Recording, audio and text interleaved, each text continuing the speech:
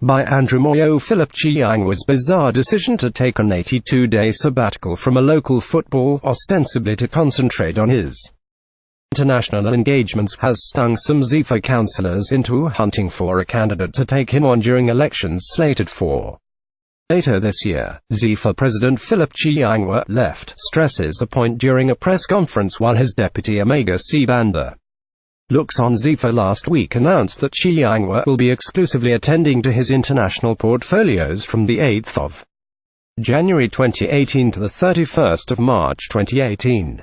During this period, he will entirely focus on international football programs where he will attend the COSAFA Annual General Meeting, the CAFA Annual General Meeting, and the FIFA Football Summit. Consequently, all scheduled meetings with the president within the period in concern have been shelved indefinitely.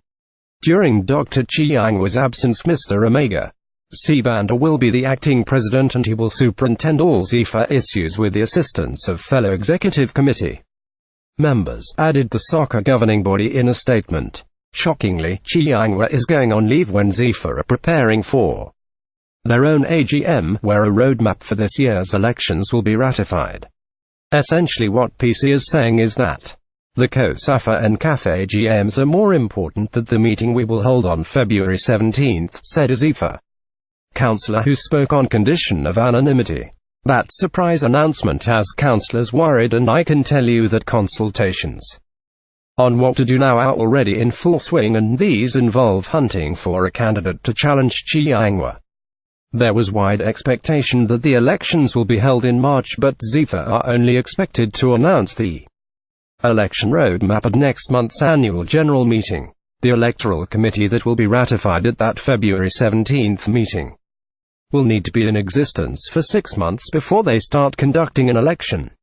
Consequently, the earliest possible time that the Zifa board elections, which are a culmination of a process that starts at area zone level, can be held is August this year. Some councillors accused Chiyangwa of deliberately delaying the electoral process so as to buy time to put his house in order, but the Zifa boss says that is not of his own making.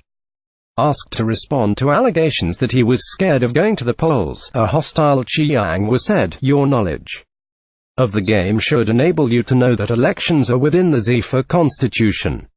But it emerged last night that there is a push to waiver the requirement for the electoral committee to be in office for 6 months before conducting election business."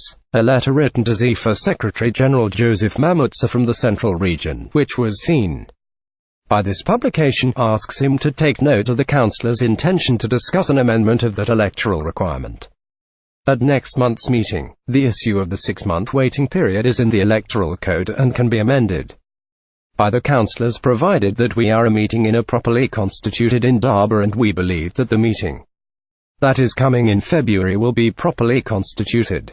Said another councillor, "Look here, there is not point in the electoral committee waiting for 6 months before getting down to work. We want to have it operating as soon as it is constituted." Meanwhile, Sibanda insists Chiyangwa's absence will not affect the day-to-day running of Zifa.